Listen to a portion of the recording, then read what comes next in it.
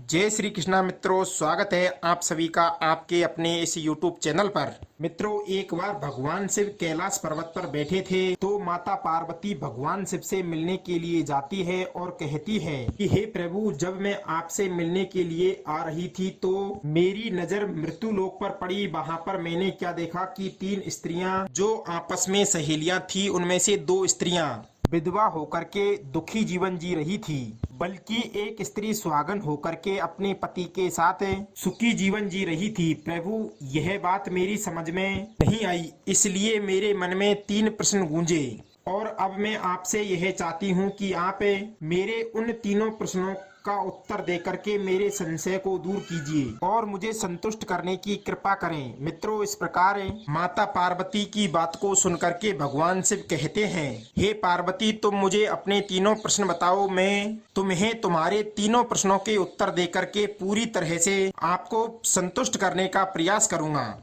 अब माता पार्वती कहती है कि हे प्रभु, मेरा पहला प्रश्न है, कौन सी स्त्री समय से पहले विधवा हो जाती है। मेरा दूसरा प्रश्न है कि कौन सी स्त्री को जीवन में कभी सुख नहीं मिलता। और मेरा तीसरा प्रश्न है कि कौन सी चीज ऐसी है जो एक पत्नी अपने पति को मांगने से भी नहीं देती। दर्शक बंधुओं, इस प्रकार माता पार्वती के प्रश्न सुनकर के भगवान शिव कहने लगे कि हे पार्वती, तुम जिन स्त्रियों की बात कर रही हो उनमें से 2 स्त्रियां विधवा होकर के अपना दुख का जीवन जी रही है और वहीं पर एक स्त्री सुहागन होकर के अपने पति के साथ में अपना सुखी जीवन जी रही है। तुम जानना चाहती हो कि आखिरकार ऐसा क्यों है, तो मैं तुमको इसके संदर्भ में एक छोटी सी कहानी सुनाता हूँ। इस कहानी को बहुत ही ध्यान से सुनना। आधी अधूरी कहानी सुनने वालों को आधा अधूरा ही ज्ञान प्राप्त होता है और जो आधा अधूरा ज्ञान लेता है वो जीवन में कभी काम नहीं आता, क्योंकि तुम्हारे तीनों प्रश्नों के उत्तर इसी छोटी सी कहानी में समाहित है। अगर इस कहानी को तुमने बड़े ही ध्यान से सुना तो तुम्हारे तीनों प्रश्नों के उत्तर तुम्हें अवश्य मिलेंगे और तुम्हें संतुष्टि प्राप्त होगी। दर्शक बंधुओं, माता पार्वती कहती है कि हे प्रभु, मैं आपकी बात से सहमत हूँ, आप कहानी शुरू करो। मैं कहानी को पूरे मन से सुनूंगी और जब तक आप कहानी को बोलोगे तब तक मेरा मन किसी दूसरी जगह पर या दूसरे स्थान पर नहीं जाएगा। तो मित्रों, कहानी को शुरू करने से पहले मेरा आप सभी से अनुरोध है कि आप लोग भी इस कहानी में अंत तक बने रहना, क्योंकि आज की कहानी आपके लिए बहुत ही महत्वपूर्ण और ज्ञानवर्धक सिद्ध होने वाली है। तो मित्रों, आइए आज कुछ नया सीखते हैं। भगवान शिव कहते हैं कि हे पार्वती, सबसे पहले मैं तुम्हें उस स्त्री की कहानी सुनाता हूँ जो सुहागन बनकर के सुखी जीवन जी रही है। देखो, तुम जिस सुहागन स्त्री की बात कर रही हो वो सुहागन स्त्री एक राजा के नौकर की पत्नी थी और जिस नौकर की वो पत्नी है उस नौकर को अपनी पत्नी पर पूर्ण विश्वास और भरोसा है कि वो पतिव्रता है, जिसकी महिमा वो अपने साथियों में मित्रगणों में बार बार करता रहता है। अब देखो, एक दिन की बात है, उस राजा के नौकर ने अपनी पत्नी की इतनी प्रशंसा की कि बात धीरे धीरे फैलते हुए राजा के राज्य दरबार तक पहुंच गई। फिर तो राजा ने अपने नौकर को राज्य दरबार में बुलाया और उस नौकर से कहा कि तुम हर किसी से कहते रहते हो कि तुम्हारी पत्नी पतिव्रता स्त्री है, क्या वास्तव में तुम्हारी पत्नी पतिव्रता है? आपको पूर्ण विश्वास है? भगवान शिव कहते हैं, हे पार्वती, इस प्रकार राजा की बात सुनकर के नौकर कहने लगा, महाराज, मुझे पूरा विश्वास है और मुझे पूरे विश्वास से आगे भी विश्वास है कि मेरी पत्नी पूरी तरह पतिव्रता स्त्री है।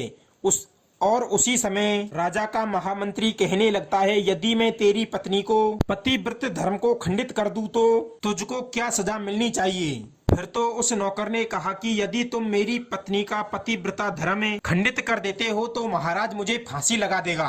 अब उधर वो राजा का नौकर भी उस मंत्री से कहता है, यदि महाराज ये मेरी पत्नी का पतिव्रता धर्म खंडित नहीं कर पाया तो इनको क्या सजा मिलनी चाहिए? तो राजा ने कहा कि यदि ऐसा नहीं कर पाए तो मंत्री को भी फांसी की सजा दी जाएगी। भगवान शिव कहते हैं, हे पार्वती, इस प्रकार से मंत्री ने भी स्वीकार कर लिया और नौकर ने से पूछा कि मैं क्या ऐसी वस्तु लेकर के आऊं कि तू माने कि मैं तुम्हारी पत्नी का पतिव्रता धर्म खंडित करने में सफल हो गया हूँ।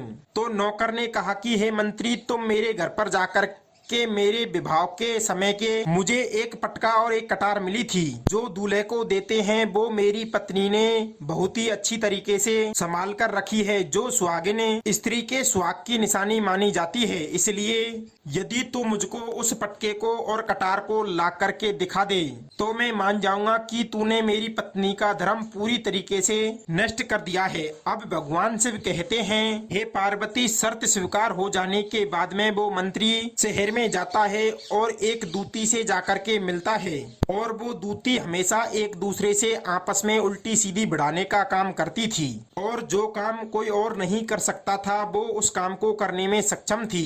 फिर इस प्रकार उस मंत्री ने अपने स्वार्थ के लिए उस दूतन को अपने पास बुलाया और दूतन से कहा कि देखो, इस नाम का एक व्यक्ति है, उससे मेरी एक शर्त लगी है। और फिर उसने उस शर्त के बारे में उस दूतन को सारा कुछ बता दिया। फिर वो उस दूतन से कहने लगा कि तू कैसे भी करके उस स्त्री से मेरा संपर्क करवा दे, तुझे तू कहेगी उतना धन दे दूंगा। भगवान शिव कहते हैं, हे पार्वती, इस प्रकार मंत्री की बातें सुनकर के दूतन कहने लगी, हे भाई, तू उस औरत के बारे में बात ही मत कर। वो औरत पूर्ण तरीके से पतिव्रता औरत है और तेरी तरफ वो थूकेगी भी नहीं, तेरी शकल भी नहीं देखेगी और उसके परिवार के व्यक्ति भी खूंखार हैं, तेरी शरीर की सारी खाल उतार लेंगे। तब वो मंत्री भी कहने लगा, चल ठीक है, यदि तू उससे मेरा संपर्क नहीं करवा सकती है तो एक काम कर दे, उसके घर से जाकर के पटका और कटारी दोनों को चुरा करके ला दे और उसकी पत्नी के गुप्तांग के पास में यदि कोई चिन्ह हो तो वो चिन्ह भी मुझे देख करके बता दे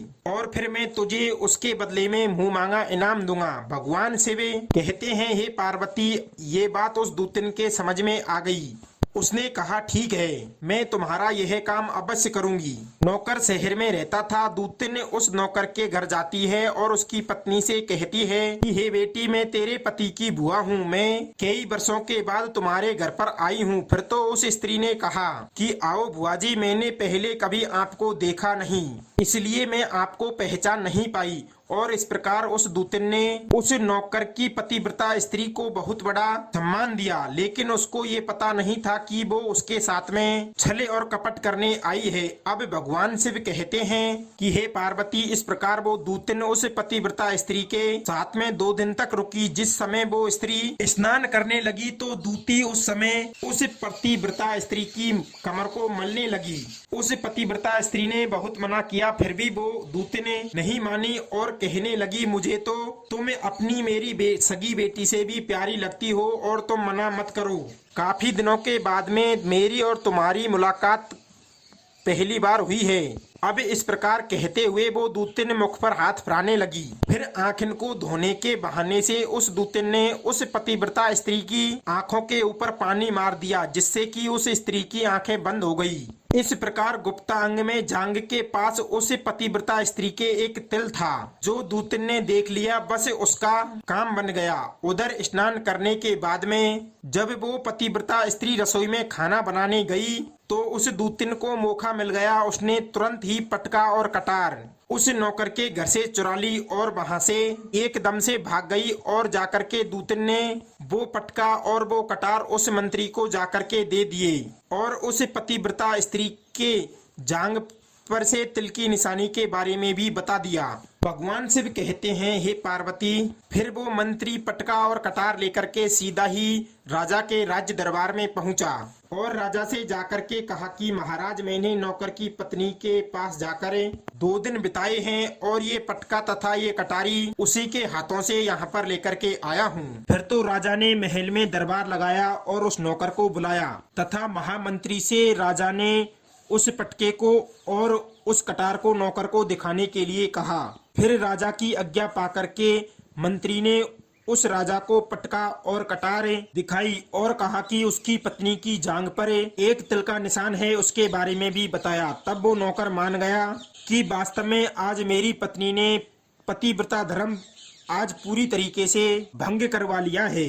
भगवान शिव कहते हैं, हे पार्वती, फिर तो उस राजा ने फांसी का दिन आज से 15 दिन बाद रख दिया है और कहा कि आज से 15 दिन बाद में नौकर को फांसी लग जाएगी। और इस प्रकार से उस नौकर से नौकर की अंतिम इच्छा पूछी तो नौकर ने कहा कि मैं अपनी पत्नी से अंतिम बार मिलना चाहता हूँ। दर्शक बंधुओं, भगवान शिव कहते हैं, हे पार्वती, इस प्रकार उस राजा ने नौकर को आज्ञा दे दी कि ठीक है कि जाओ, तुम अपनी पत्नी से मिल सकते हो। फिर वह नौकर और अपने घर गया और वहां पर अपनी पत्नी से जाकर के कहा कि आपने मेरे साथ बहुत बड़ा विश्वासघात किया है। मैंने आपके विश्वास पर ही मंत्री से ऐसी शर्त लगाई थी कि राजा के दरबार में राजा के सामने मैंने कहा था कि मेरी पत्नी का पतिव्रता धर्म कोई नष्ट कर दे तो मुझको फांसी लगा देना। अब 15 दिन के बाद मुझे फांसी पर लटकाया जाएगा और मेरे साथ विश्वासघात करके तुमने ठीक नहीं किया है। भगवान शिव कहते हैं, हे पार्वती, उस पतिव्रता स्त्री ने उस नौकर को सारी बातें बता दी, लेकिन उस नौकर को विश्वास नहीं हुआ और पुनः वो राजा के राज्य दरबार में पहुंच गया। फिर नौकर वापस जाकर राज्य दरबार में पहुंचा तो राजा के दरबार में उसको कैद में डलवा दिया गया। अब उधर उस नौकर की पतिव्रता स्त्री ने परमात्मा को याद किया और राजा के दरबार में गई और राजा से नाच दिखाने की आज्ञा मांगी। फिर भगवान शिव कहते हैं, हे पार्वती, उधर नौकर की पतिव्रता स्त्री ने नौकर को भगवान को याद किया और अपना पूरा भेष बदल करके राजा के राज्य दरबार में चली गई और राजा से नाच दिखाने की आज्ञा मांगने लगी, क्योंकि वो स्त्री बहुत ही सुंदर थी। उधर वो राजा शौकीन होते हैं, इसलिए राजा ने उसे डांस नाच करने की आज्ञा दे दी कि सभी मंत्री संतरी आदि इस सभा में उपस्थित होकर के इस सुंदरी का डांस करवाने की पूरी व्यवस्था कर लें। भगवान शिव कहते हैं, हे पार्वती, फिर तो मंत्री महामंत्री सभी राजा आदि दरबार में उपस्थित हुए और फिर उस नौकर की धर्म पतिव्रता स्त्री ने जब नाचना शुरू किया तो राजा को उस स्त्री का डांस बहुत ही सुंदर लगा और फिर राजा ने कहा कि तुम मुझसे क्या मांगना चाहती हो, मैं तुम्हारे नृत्य को देख करके बहुत ही प्रसन्न हूँ और तुम जो भी मांगोगी मैं तुम्हें वही दूंगा। भगवान शिव कहते हैं, हे पार्वती, फिर उस नौकर की पतिव्रता स्त्री ने कहा कि महाराज, आपकी इस सभा में मेरा एक चोर है जिसने मेरे कुछ रुपये लिए थे, मगर आज तक ये रुपये उसने अभी तक नहीं दिए हैं, उसे फांसी की सजा दे दीजिए।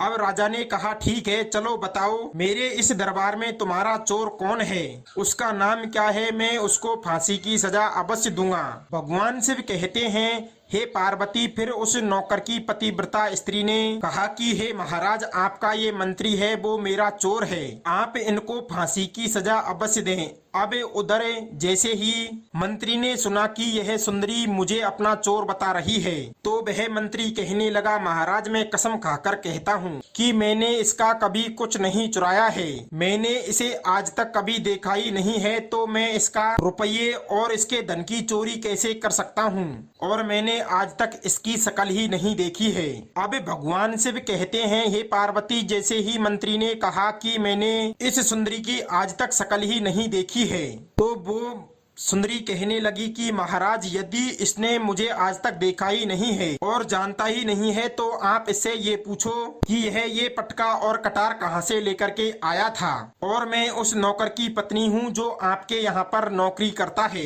और आप मेरे निर्दोष पति को फांसी पर चढ़ाने वाले हैं। अब मैं आपको पूरी दास्तान सुनाती हूँ। आपका जो ये मंत्री है, इसने मेरे पास में अपनी एक दूतन को भेज करके मेरी जांग के तिल का पता लगाया और उसी दूतन ने ये पटका कटार चुरा करके इसको ला करके दी, और आपके मंत्री के द्वारा भेजी गई दूतन जब मेरे घर पर आई थी तो उसने मुझसे कहा था कि वो मेरे पति की बुआ है और वो पहली बार आई है, इसलिए मैं उसको पहचान नहीं सकी। और महाराज, मैंने उस स्त्री को अपने घर पर बहुत ही बड़ा सम्मान दिया और अपने यहाँ पर ठहरने की अच्छी व्यवस्था की। दर्शक बंधुओं, भगवान शिव कहते हैं, हे पार्वती, इस प्रकार उस नौकर की पतिव्रता स्त्री की बात को सुनकर के राजा ने उस दूतन को बुलवाया। फिर उस दूतन ने उस राजा को सारी सच्चाई बता दी, जिससे राजा ने उस नौकर को बरी कर दिया और अपने मंत्री को फांसी की सजा सुना दी। इस प्रकार भगवान शिव कहते हैं, हे पार्वती, उस नौकर ने नौकर की पतिव्रता स्त्री ने नौकर की जान बचा ली और अंत में उसने राजा से कहा कि महाराज, मैं अपने पति से बहुत ज्यादा प्यार करती हूँ, मैं एक चरित्रवान स्त्री हूँ, कभी भी मैं अपने पति का नाम तक अपने मुख से नहीं लेती हूँ। अब भगवान शिव कहते हैं, हे पार्वती, मेरी कहानी पूरी यहीं पर पूरी होती है। अब तुम अपने तीनों प्रश्नों के उत्तर क्रम के अनुसार सुनो। तुम्हारा पहला प्रश्न था कि कौन सी स्त्री समय से पहले विधवा हो जाती है। जो स्त्रियां अपने पति का नाम अपने मुख से लेती हैं, वो स्त्रियां समय से पहले नष्ट विधवा हो जाती है, क्योंकि अपने पति का नाम लेने से पति की उम्र कम हो जाती है और समय से पहले ही उसके पति की मृत्यु हो जाती है। ऐसी स्त्रियां जो अपने पति का नाम लेती हैं, वो समय से पहले ही विधवा होकर के एक दुखियारी की तरह दुखी जीवन जीती है। बस यही राज की बात है। तुम जिन 3 सहेलियों की बातें कर रही थी, उनमें से 2 विधवा थी और एक ये नौकर की पत्नी थी जो पतिव्रता स्त्री थी। और ये पतिव्रता कभी भी अपने मुख से अपने पति का नाम नहीं लेती है। और उधर वो जो विधवा स्त्रियां विधवा होकर के दुखी जीवन जी रही थी, वो हमेशा अपने पति का नाम लेकर के अपने पति को बुलाती थी, जिसकी वजह से पति की उम्र कम हुई और फिर वो 2 स्त्रियां समय से पहले ही विधवा हो गई और आज वो दुखी जीवन जी रही है। इसलिए कभी भी स्त्री को अपने पति का नाम अपने मुख से नहीं लेना चाहिए। अब तुम्हारा दूसरा प्रश्न था कि कौन सी स्त्री को जीवन में कभी सुख नहीं मिलता। तो समझ लो, जो स्त्रियां अपने पति की बिना अनुमति के किसी तीर्थ स्थान या किसी उत्सव में जाती हो, उनके जीवन में कभी भी सुख नहीं आता। ऐसी स्त्रियां जीवन भर दुखी रहती है और उन्हें पति का कभी प्रेम नहीं मिलता। दर्शक बंधुओं, अब भगवान शिव कहते हैं, हे पार्वती, तुम्हारा तीसरा प्रश्न था, ऐसी कौन सी चीज है जो एक पत्नी अपने पति को मांगने पर भी नहीं देती है। तो वो है एक गाली। एक चरित्रवान स्त्री कभी भी अपने पति को गाली दे करके नहीं बोलती है और जो स्त्री अपने पति को गाली देती है वो कभी भी चरित्रवान नहीं होती और ऐसी स्त्री जीवन भर रोती है। उसके जीवन में कभी भी सुख की घड़ी नहीं आती और समय से पहले ही ऐसी स्त्रियां विधवा हो जाती है। दर्शक बंधुओं, इस प्रकार कहानी सुनने के उपरांत माता पार्वती अपने तीनों प्रश्नों से संतुष्ट हो जाती है। तीनों प्रश्नों के उत्तर जान करके संतुष्ट हो जाती है और कहती है, हे प्रभु, वास्तव में जो स्त्री चरित्रवान होती है वो कभी भी दुखी जीवन नहीं जीती, क्योंकि ऐसे घर में साक्षात लक्ष्मी का हमेशा निवास रहता है और वो घर हमेशा धन्य धान्य से हमेशा भरपूर बना रहता है और ऐसी स्त्रियां हमेशा घर को स्वर्ग बना देती है।